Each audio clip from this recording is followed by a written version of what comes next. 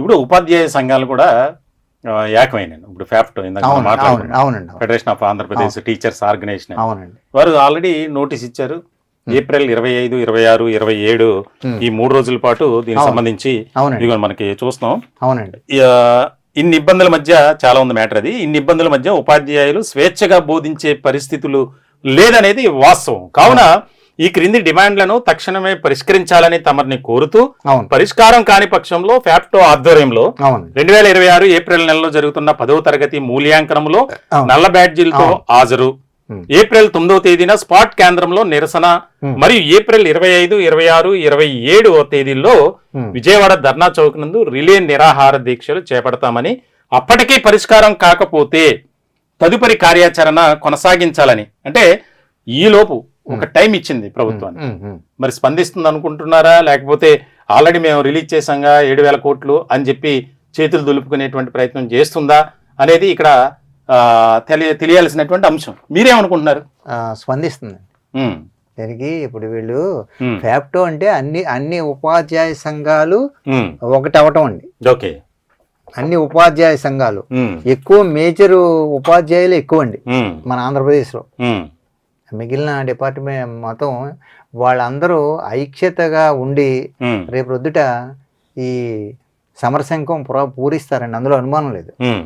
ఉపాధ్యాయులు ఓపిక పట్టినంతసేపు పడతారండి, తర్వాత వాళ్ళు మా పని మేము చేస్తాం ఎదరికి. కాబట్టి మరి ప్రభుత్వం స్పందించాలండి. ఎందుకంటే ఒక్కటేనండి సార్, ఇక్కడ ప్రభుత్వం సంక్షేమ కార్యక్రమాలకి నిధులు ఎలా సేకరిస్తుంది? అవునా కదా? అవునండి, అలాగే సేకరించి మాకు ఇవ్వాలి కదా. నిధులు లేవనేవి ఆపట్లేదు కదా. సంక్షేమ కార్యక్రమాల్లో మేము ఒక భాగం కాదా? చెప్పండి. ఖచ్చితంగా భాగం. పర్సెంటేజ్ కూడా మేమే ఎక్కువ. అసలు వాటిని అమలు చేయాలంటేనే కావాల్సింది మీరు. అంతే కదండి. వాళ్ళు ఒక చట్టం తయారు చేస్తామంటే దాన్ని అమలు పరిచేది మేమే. అంతే కదండి. వాళ్ళకి ఎదురు చెప్పకుండా వాళ్ళు ఎలా చెప్తే అలా చేస్తున్నాం. అటువంటిప్పుడు మాకు కడుపు కాలుతుంది ఒక పక్కని, మరి మమ్మల్ని చూడాలి కదా సార్. ఆయన ఇంకో విషయం చెప్తాను మీకు. ఒక రాష్ట్ర ముఖ్యమంత్రి చంద్రబాబు నాయుడు గారు ప్రజలందరికీ తండ్రి లాంటి ఆయన. అంతే కదండి. పిల్లల యొక్క బాగోగులు చూడవలసిన బాధ్యత ఆయనకే ఉంది. పిల్లల కష్ట సుఖాలని తెలుసుకుని ఆయన అన్ని న్యాయం చేకూర్చాలి కదా సార్. అంతే కదండి. అవును, మరి మాకు చెయ్యాలి కదా. చెయ్యాలి. ఇప్పుడు ఇందాక వాళ్ళు చెప్పినట్టుగా 40,000 కోట్లలోని 7,350 కోట్లు ఎంత సార్ అది? చెప్పండి ఎంత అది?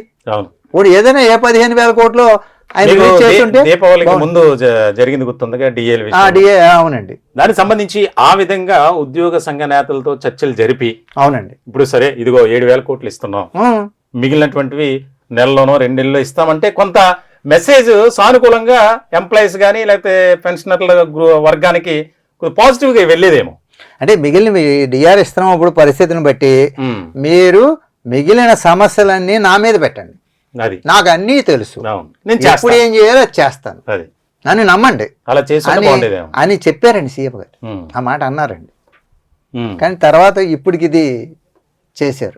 మరి ఇంకా మిగిలిన సుమారు 30,000 కోట్లు కూడా రోడ్ మ్యాప్ ఒకటి తయారు చేసి నెలకింతని 2,000 కోట్లు అంటే 2,500 కోట్లు ఎంతో కొత్త నెల ఇస్తే ప్రభుత్వానికి భారం తగ్గుతుంది, మా ఆకలి కూడా తీరదు.